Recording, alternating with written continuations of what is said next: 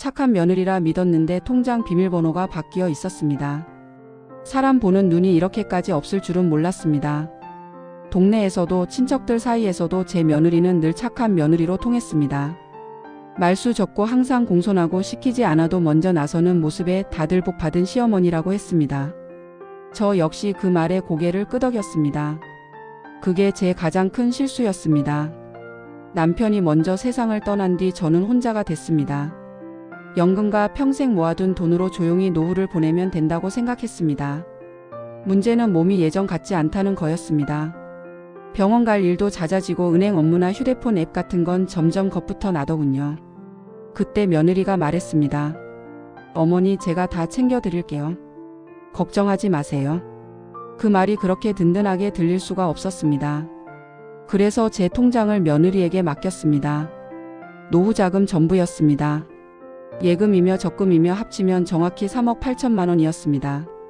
평생 아끼고 아껴서 모은 돈이었고 혹시 아플 때 쓰려고 남겨둔 마지막 안전장치였습니다. 비밀번호도 알려줬고 체크카드도 건네줬습니다. 그때까지만 해도 그 선택이 제 인생을 이렇게 뒤흔들 줄은 상상도 못했습니다. 처음 몇 달은 아무 문제 없어 보였습니다. 생활비도 제때 들어왔고 병원비도 잘 처리됐습니다. 그런데 어느 순간부터 돈 이야기를 꺼내면 며느리 표정이 미묘하게 달라지더군요. 잔액을 물어보면 대충 얼버무리거나 나중에 정리해서 말씀드리겠다고 말을 돌렸습니다. 마음 한구석이 불편했지만 설마 하는 생각이 더 컸습니다. 결정적인 날은 병원비가 예상보다 많이 나왔던 날이었습니다.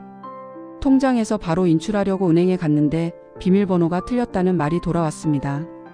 한 번도 틀린 적 없는 번호였는데 말입니다. 다시 입력해도 결과는 같았습니다. 직원이 조심스럽게 말하더군요.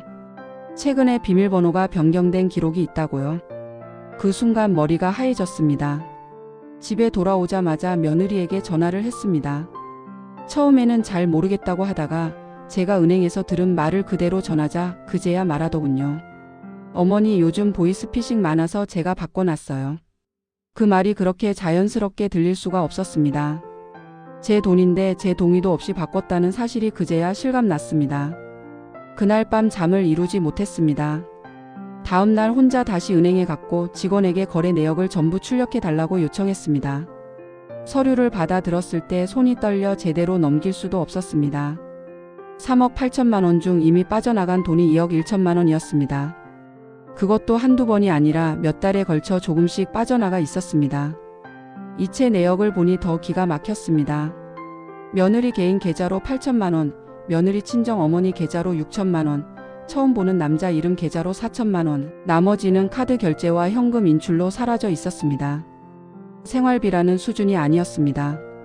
제 노후를 계획적으로 갉아먹고 있었습니다. 그제야 모든 퍼즐이 맞춰졌습니다. 며느리가 유난히 비싼 가방을 들고 다니기 시작했던 이유, 갑자기 친정집 빚이 정리됐다는 말, 자주 외출하던 날들까지 전부요.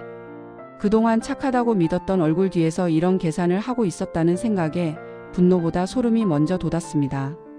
저는 바로 따지지 않았습니다. 대신 증거부터 챙겼습니다. 거래 내역을 정리했고 며느리와 통화하며 돈 이야기를 일부러 꺼내 녹음도 남겼습니다. 그리고 아들에게 사실을 털어놨습니다. 처음엔 믿지 않더군요.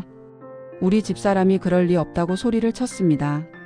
그래서 저는 아무 말 없이 서류를 내밀었습니다. 며느리는 끝까지 발뺌했습니다. 잠깐 빌린 거라느니 어머니가 헷갈리신 거라느니 말을 바꿨지만 숫자는 거짓말을 하지 않았습니다. 결국 저는 경찰에 신고했습니다. 그제야 며느리는 무릎을 꿇고 울기 시작했습니다. 살려달라는 말이 쏟아졌지만 이미 돌이킬 수 없었습니다. 조사 과정에서 더 충격적인 사실이 나왔습니다. 며느리는 제 돈으로 자기 명의 보험을 들었고 제가 사망할 경우 보험금이 나오도록 설계돼 있었습니다. 제 노후가 아니라 제 죽음까지 계산하고 있었다는 사실을 알았을 때 분노를 넘어 몸이 떨렸습니다. 결국 며느리는 횡령 혐의로 처벌을 받았고 빼돌린 2억 1천만 원 전액을 반환했습니다.